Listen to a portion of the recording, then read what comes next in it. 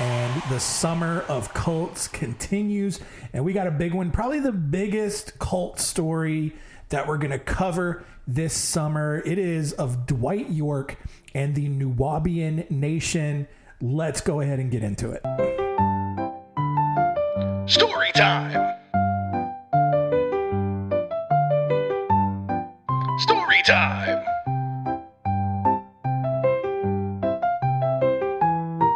Story time?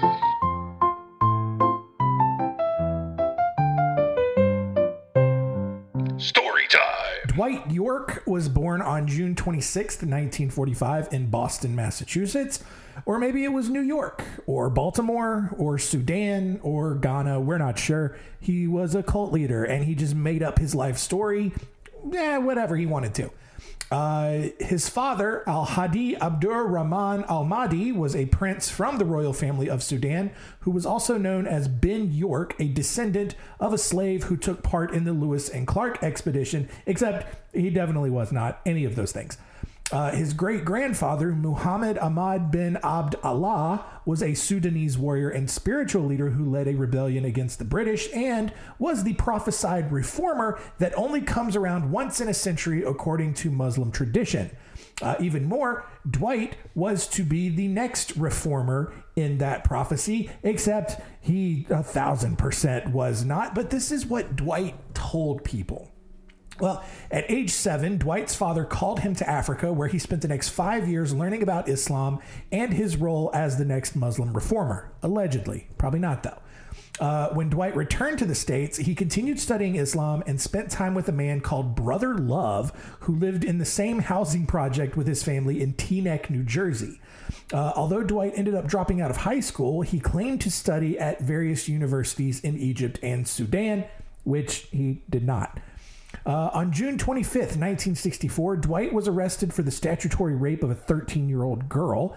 After being given a suspended sentence, he was arrested 4 months later for assault, possession of a deadly weapon, and resisting arrest.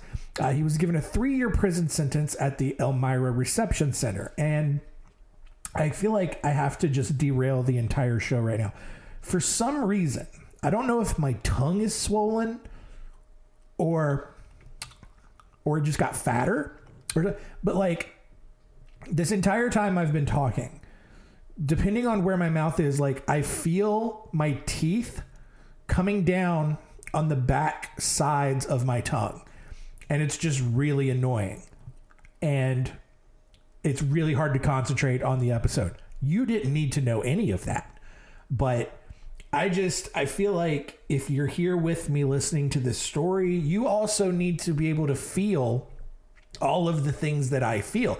And because of the way my brain works and the fact that I don't really feel much emotion other than just general irritation, I got to just tell you these things. So anyway, all of that is to say, following his release from prison in 1967, Dwight married Dorothy Johnson, who quickly changed her name to Zubadia. Why? I don't know. He also began recruiting followers who thought the black supremacy pamphlets that he had been passing around were just wonderful. So, this is who this guy is. The new group, named the Nubian Islamic Hebrews, wore traditional African robes and met inside Dwight's apartment to listen to him speak about how black people were the real Jews. Here's the thing. Here's what I don't understand. For all of the hate that Jewish people get and all of the blame that they get for running Hollywood or running the world's banks or causing all of the wars, everyone wants to be Jewish. Like, I don't know, man. It just, looking at the Jewish life and Jewish lifestyle, it doesn't seem fun. I don't know why so many white supremacists and black supremacists feel like they are the original Jews, and that these current Jews are just rats and snakes who have stolen the Jewish name to get all the benefits and bleh. Like, all right, it's just ridiculous. Just be black or be white. Like, you don't have to just be, oh God. Anyway, it's all silly. When Dwight wasn't in New York, he made several trips to Sudan and Egypt, where he married another woman named Fatima and had 2 children with her. He also persuaded followers of Muhammad Ahmed al-Mahdi, a 19th century Sudanese revolutionary who is not the same as Al-Hadi Abdur Rahman al-Mahdi, who was his father. This is a different guy, which it sounds so similar. But he convinced this other guy, this 19th century revolutionary, to finance the Nubian Islamic Hebrews in America and set up a satellite cell of their Ummah party in the States. The Ummas were a political powerhouse in Sudan and had been in power in the late 60s before they were ousted during one of their many political coups and periods of unrest. So Dwight is basically like working with this political black supremacist group in Sudan, gets them to finance, what he's got going on in New York and set up a new political party, or at least, a little club that people can join in the States. Following a return trip from Africa, Dwight changed the name of the group to Ansaru Allah Community to further tie in his relationship with the Ummas as part of like some larger convoluted belief that a central messianic figure, who could that possibly be, would appear just before Jesus returned and kickstart the final days. Like, dude is setting himself up already. Like, it's like he, from day one, just knew that he wanted to be a cult leader. And so he is, and he's going about it, honestly, very methodically. One of the smarter ways to do it, right? We talked about like the Order of the Solar Temple. Like, they had all of the key ingredients, right? Like a classic grifter, which this seems like what this guy is. He's conning these African political revolutionaries to fund his stuff. So he's got that, right? The Order of the Solar Temple had, this holistic kind of doctor guy, I think is what it was. Nothing about that yet here. But then they also had a guy who was super into spirituality and philosophy, and Dwight is all about it, right? So he's got 2 of the 3 already in. And so he's just building it up. Unlike other black nationalist groups at the time, though, Dwight's group was actually very peaceful, and they provided a safe haven for many black people in New York's toughest neighborhoods. So, again, starting out with good intentions, starting out with, very good resources and welcoming people, and that's how you get them in. You welcome them in, and then you hit them with the crazy. Because by then they already trust you, and it's okay. But, whatever. By the end of the 1970s, by going through this route, Dwight had as many as 3,000 followers spread out in at least a dozen major cities in the United States, plus on the island of Trinidad and in Toronto and London. As the group grew, Dwight would purchase entire apartment buildings and have his followers live there. Additionally, the group operated bookstores, gift shops, a clothing store, and a grocery store in New York City. Of course, all of this was initially funded because Dwight made all of his members sell off their possessions and then give all of the money they earned afterwards to the group. Those who did not work in group-owned businesses were required to earn up to $100 every day by either panhandling or selling incense and literature. If they failed to do this, They were beaten by other members, and we're here. We're in a cult. And granted, like, he was probably way deep into cult when I said he had 3,000 followers, but really now it's like, oh, you don't want to work? You know, like, I've given you this apartment building to live in. I have all of these businesses open where you can go and work. Oh, you're refusing to go and work after I've given you this job offer and giving you this housing? All right, fine.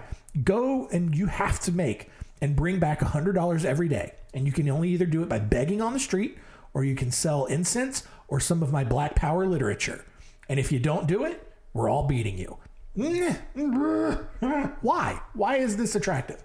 Other members, and here's how they expanded, right? Other members would go out and set properties on fire that Dwight wanted to buy in order to drive down the value. Other members would extort local businesses by offering to work as security guards. And when those businesses refused, it's like, yeah, we don't need security. We're fine. Well, when they refused, other members would repeatedly break into those businesses until the businesses came around and awarded them a $5,000 security contract that they had initially asked for. Pregnant women would share urine samples with non-pregnant women to get public assistance benefits for children that were never even conceived. While Dwight's followers were illegally making him ungodly amounts of money, Dwight was moonlighting as the lead singer of the disco group Passion.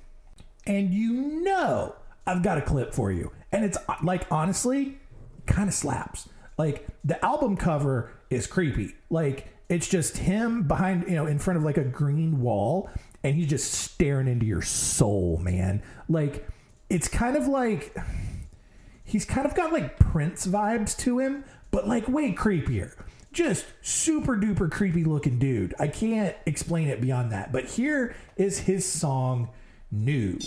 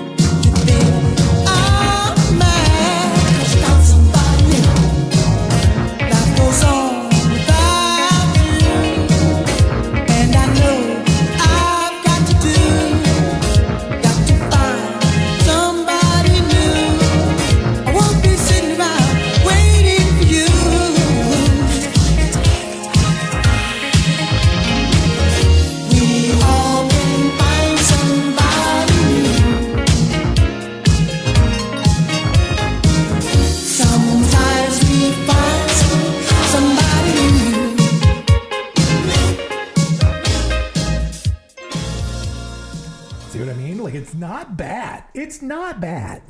But anyway, through this, now granted, like, this song was not Passion. This was from like one of his later solo albums, but you get the gist, right? He built a professional recording studio within the commune's property and claimed that he influenced other artists like Stevie Wonder, Bob Marley, Queen Latifah, and LL Cool J.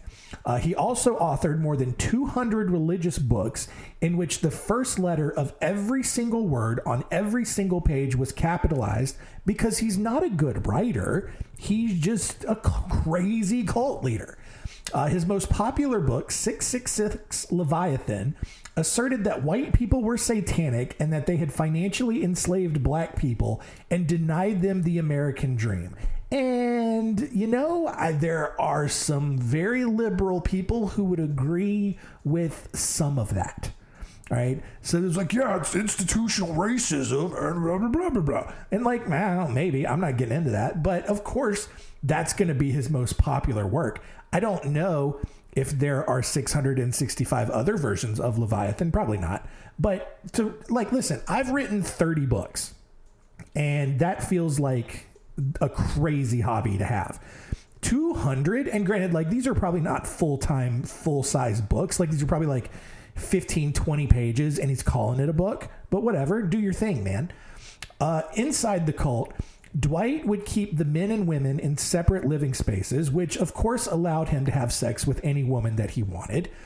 He impregnated as many as 200 different cult members, many of whom were underage because obviously one of Dwight's 200 books was on sex for Muslims, which included 8 pages devoted to the joys of anal sex and a rant on how pedophilia was just a plot made up by white people to destroy black children. And I can't even begin to comprehend the amount of crazy mental gymnastics that you have to jump through to not only defend pedophilia, but to then defend it as saying it's a thing that white people made up, which I don't disagree with. White people, when you think of pedophiles, what comes to your mind? Some creepy old white guy. I'm actually kind of with him on that. But to destroy black children, I don't understand. I don't understand where any of that came from. Because, listen, I don't know what the demographic is of children who are molested. I'm going to assume majority white because that's also how the population at large is divided up.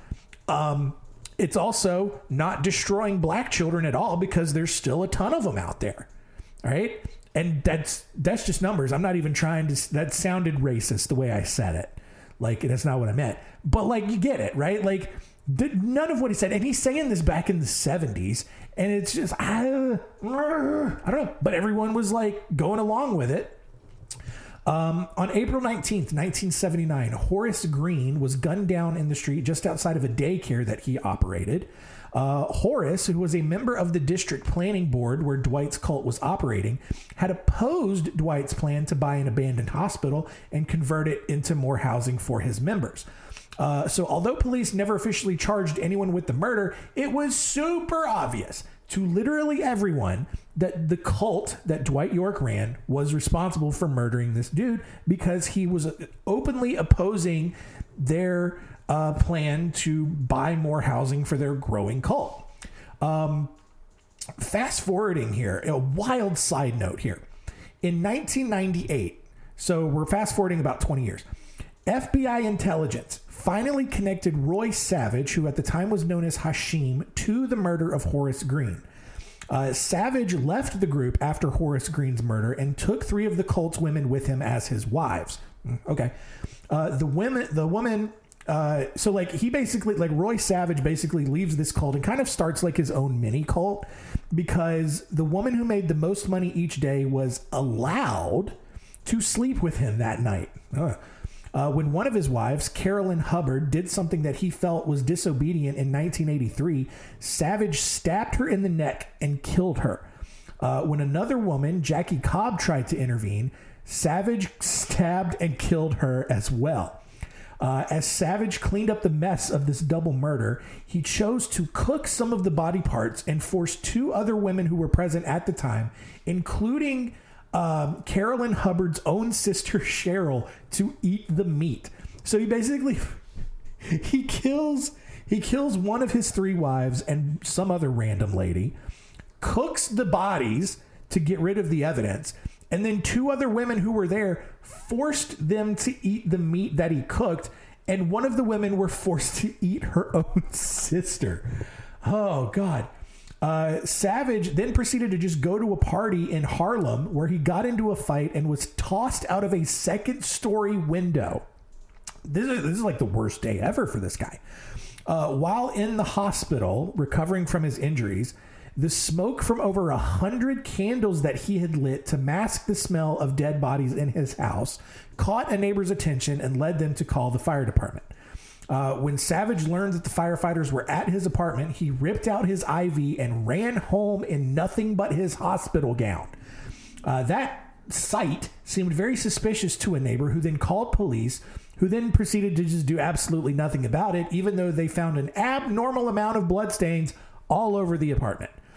3 days later, the smell of the dead bodies got so bad enough, or it got so bad that neighbors forced authorities to finally do something about it.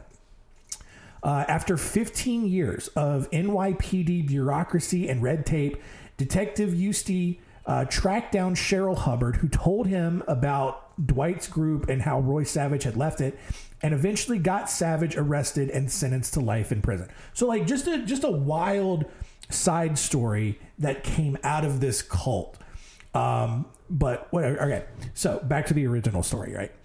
In 1983, Dwight moved the group out of New York to an 80-acre property in Sullivan County, 115 miles north, out into upstate New York, called Camp Jazir Abba. Dwight then built a $5 million mansion with a recording studio for himself and 2 trailers with a secret passageway where he could sneak over and have sex with all of the women and children. The group quickly began amassing a stockpile of weapons while Dwight began recruiting more and more girls back at his original recording studio in Brooklyn. Girls who had sex with Dwight, like underage girls, were awarded with all the pizza and soda they could ever want and were given an elevated status within the cult. Dwight would then encourage these girls to bring their siblings, regardless of however old they were, to come and have sex with him. Some of these girls were as young as 6 years old. Dwight's son Malik quickly grew tired of all of the pedophilia, partly because Dwight wasn't even remotely pretending to be Muslim at this point, and also because Dwight had molested / brainwashed the girl that Malik had a crush on. Oh, man. Dad, no! Not her. I really like that girl. Don't molest her, Dad. No. Oh, God. Anyway, talk about, destroying black children. That's what he's doing. God, what a dork. Anyway, by 1990, Dwight had taken as many as 19 wives, and Sullivan County authorities had grown extremely concerned at the number of women and children just roaming around this massive property. The county was also waiting on a $200,000 tax bill, which motivated them a little bit more than the suspected pedophilia that was going on, because of course it would. Even more, the FBI had opened an investigation into the seemingly never-ending list of complaints of illegal activities that the group had participated in back in New York City. 3 years later, as the investigations continued, Dwight purchased a property near Eatonton, Georgia for nearly $3 million. Eatonton, kind of halfway between Augusta and Atlanta. So he buys this property for $3 million, and then he and a select number of his favorite girls, i.e. sex slaves, moved down to Georgia, leaving roughly 60 people living alone at Camp Jazir. York then changed his name to Dr. Malachi Z. York and added Supreme Grand Master to his title. So now I don't even know where he got the doctor from. Like, he doesn't have a doctorate, but now he is Supreme Grand Master Dr. Malachi Z. York. I don't even know what the Z stands for. He just abbreviated it. But anyway, Dwight quickly abandoned the group Islamic theology and switched everything to cowboys and Indians, literally. That's like just not even like playing the game. Like, some followers literally wore 10-gallon hats, boots, and jeans, while others wore moccasins and full native headdresses. Dwight briefly called himself Chief Black Eagle and announced that the group was the modern-day incarnation of the lost tribe of Yamasee, an early group of natives from modern-day Georgia who resisted European colonization, but eventually just kind of disappeared from history. When cowboys and Indians got boring, Dwight ordered everyone to wear red fez hats, like what the Shriners wear, and called the group the Ancient Mystical Order of Melchizedek.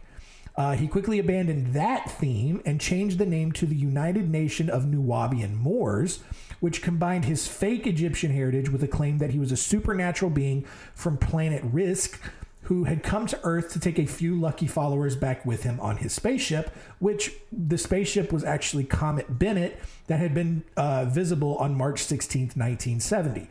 And again, people just believed him. Like, people were just all into it. People like heard all of these words come out of his mouth and were just like, yeah, no, that makes sense, dog. Like, yeah, man, you a crazy Egyptian, but you's also alien coming back to Earth to take some followers back with him on his spaceship, which is just a comet. Heck yeah, bro. I'm on board. Let's go back. Oh, I can't because I'm not a 5-year-old girl. that you can have sex with, I get it, dog. I still respect. Okay. Anyway. Dwight turned his new property in Eatonton into a small-scale replica of Egypt and then taught his stupid followers that the mother plane would launch the New Jerusalem from Orion into our solar system. Okay, sure. Over the next 40 years, starting on August 12th, 2003, Dwight would then take 144,000 chosen ones, which aligned with 12,000 each from the 12 tribes of Israel, which he definitely did not just plagiarize from the Jehovah's Witnesses. And he would take them up into the mother plane for salvation. When word got back to New York that this was what the cult was teaching, the remaining group cut ties with Dwight and actually continued their Islamic platform, which was much less culty than what he was doing now. It was still pretty culty, still pretty racist, still pretty black supremacist, but somehow not as bad as this dork saying that he was an alien who was going to take 144,000 followers up in his spaceship every, 40 years. So, he's lost everyone else who was back up in New York. However, he still had 100 followers living with him on the Georgia property, just kind of stuffed away in cheap trailers. And then he had another 400 followers that just kind of lived in the surrounding area. The compound, which was named Tama Ray, stuck out in the central Georgia landscape. And of course it would, right? Like, it's nothing but like farms and trailers out there. And then you've got this weird amusement park built by this crazy cult leader. He charged each member of the cult $25 annually for their Nuwaubian passports, and he erected 2 40-foot high pyramids, an obelisk, several gold statues of Egyptian deities, and he created the Little Egypt Choo Choo for kids to ride around, probably before and after he molested them. Women who worked and lived on the property wore flowing white robes. Armed guards patrolled the perimeter. And in order to buy anything at the gift shop, visitors were forced to exchange American money with Tama Ray dollars at an exchange rate of 500 US for 550 Tama Ray, which is weird that he valued his own currency at a lower rate than the American. Like, if you're gonna be crazy, like, go all out. Like, make the Tama Ray dollar or whatever it is more valuable than the United States dollar. But whatever, he didn't do that. Shockingly, no one in Georgia actually seemed to care about this, which is weird because a lot of people got super uppity and paranoid when the Georgia Guidestones got put up, which we'll cover that probably later on in the future. But no one really cared about what this cult was doing. They recognized that the Nuwaubians were weird, but they didn't mind the quirky little amusement park they had created. However, when the Heaven's Gate suicide occurred in 1997, which, again, very similar in their doomsday sort of teaching, right? Like Applewhite, I forget his first name, but Applewhite, the leader of Heaven's Gate, he was saying that he was going to take his followers up on the spaceship, which was the comet that was visible during 1997, very similar to what Dwight York was saying. And so when that happened, Putnam County Sheriff Howard Sills became concerned that the Nuwaubians were up to something similar. At that point, tensions began rising between the Nuwaubians and the rest of the community, and the county issued an injunction on a variety of zoning issues that the compound was a part of. The main focus was the park's primary source of revenue, Club Ramses, which was this nightclub operating out of one of the park's massive pyramids. By now, as many as 400 people were living on the Tama Ray property, many of who had not originally been members prior to the group's relocation from New York. So he's still recruiting and actively getting new people to believe in all of his nonsense. On May 8th, 1998, Sheriff Sills and 17 deputies arrived on the property to post closure notices and padlock the entryways. The Nuwaubians, who thought they were living in their own sovereign nation because that's what Dwight York had told them, believed that the Putnam County Sheriff's Office had declared war on them. And so, look, that could have been really bad, but nothing else really happened. And the Nuwaubians continued life as normal by their standards, and even held a Savior's Day festival in which 5,000 people showed up to the property, generating more than $500,000 in revenue for the group. During this festival, Dwight spoke to the media and declared his desire to set up his own government, schools, and public services. In the days that followed, the Nuwaubians actually began appearing at local government meetings in nearby Eatonton, leading to more tension with the otherwise normal residents. Meanwhile, Dwight's son Malik, who's still pretty bitter about his dad molesting the girl that he had a crush on, he had gotten word of the insanity and moved down to Atlanta to begin dismantling the cult and taking down his own father. On September 25th, 1998, social welfare officers in Putnam County received an anonymous letter outlining the awful living conditions inside the cult. The following year, Putnam County criminal defense attorney Frank Ford filed a lawsuit against the Nuwaubians, who simply ignored it and even tried to smear Ford by publishing a list of his criminal clients. Which, I mean, yeah, he's a criminal defense lawyer. He's going to, obviously represent some less than savory people. I think people were reasonable enough to be like, okay, yeah, whatever. That didn't work, obviously. And so they got even more aggressive. They found his car and slashed his tires and then gutted a dog in front of his house. Not his dog, but just like some random dog in front of his house, which is crazy. Over the next several months, both sides went back and forth through various legal channels. And in the fall of 1999, Reverend Al Sharpton spoke at Tama Ray in support of the group, because Al Sharpton will just show up and support black people regardless of what kind of nonsense they've got going on. The following year, the Nuwaubians tried to rig the local elections by registering dozens of fake voters that were easily caught and thrown out. In April 2001, Reverend Jesse Jackson spoke in support of the group at Tama Ray, because Jesse Jackson, also like Al Sharpton, it will just show up and support black people blindly regardless of how clearly wrong and not great they are.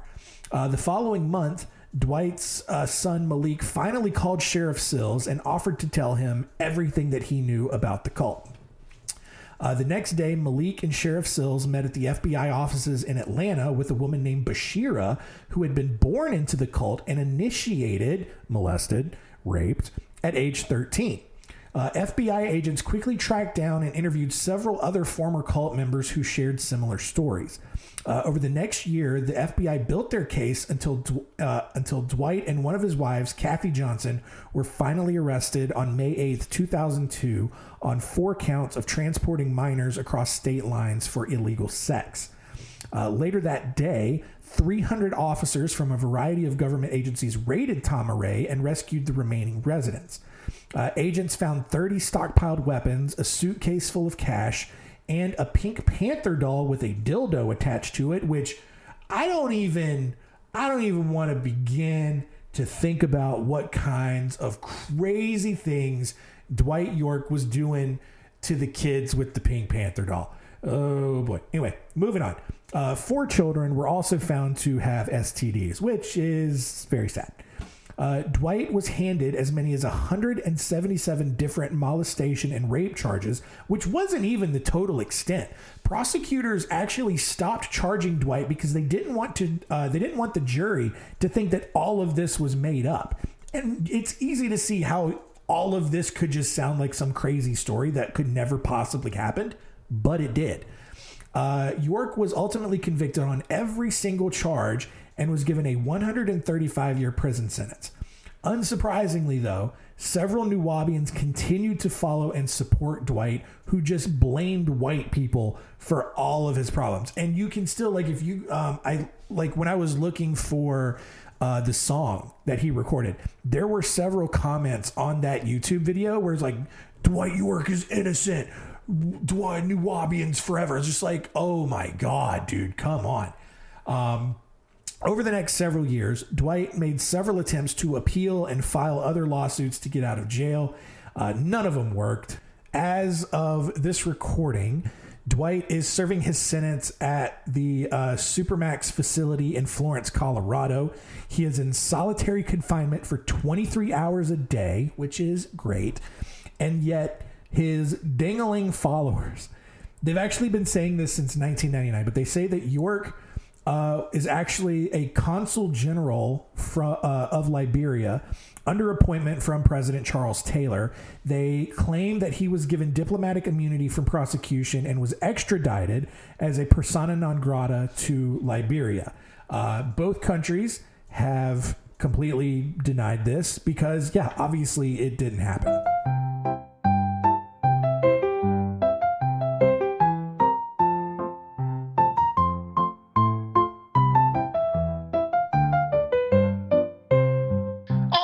There you go. Dwight York and the Nuwaubian Nation in the books.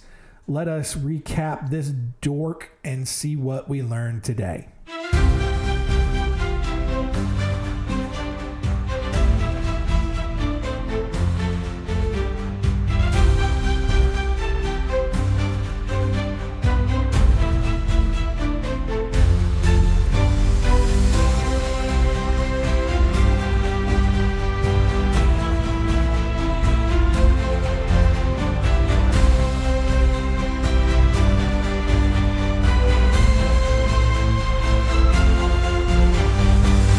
What did we learn? I finally just made the connection.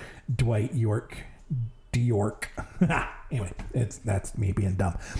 Number one, Dwight York, was he of Sudanese or some other kind of African royalty and the prophesied something another of Islam? I don't know. No, of course not. But he claimed he was, and honestly, that was like the least crazy of all of his claims.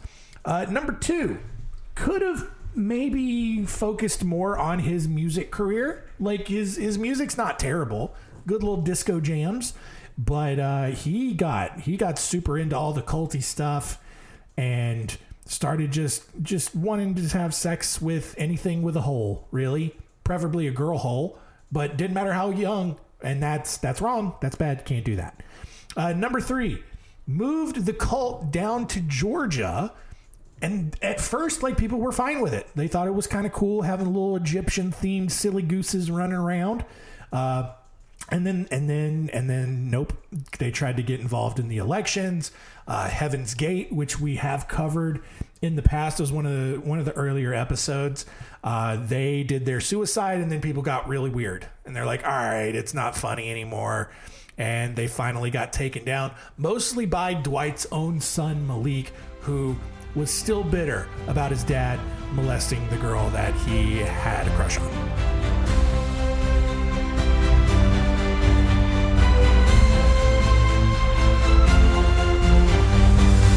What did we learn? Next week, the Summer of Cults continues with the story of the Source family, which, in all honesty, might be like the least problematic or least terrible cult that we're going to cover. Still very problematic for sure, but like not as psychologically damaging as, especially like today. But you'll see what I mean. Still crazy for sure. Still crazy, but like, I don't know. Almost like if there was a cult that you were going to be part of, might be the Source family. All right. If gun to your head, if you had to pick, it might be this one. So we will cover that. More music next week too. They were also in a band, much more terrible. I don't know what I'm trying to say. The music's not as good next week. I can promise you that. So get ready for that. But that's it. Thank you so much for continuing to listen. Keep telling our friends.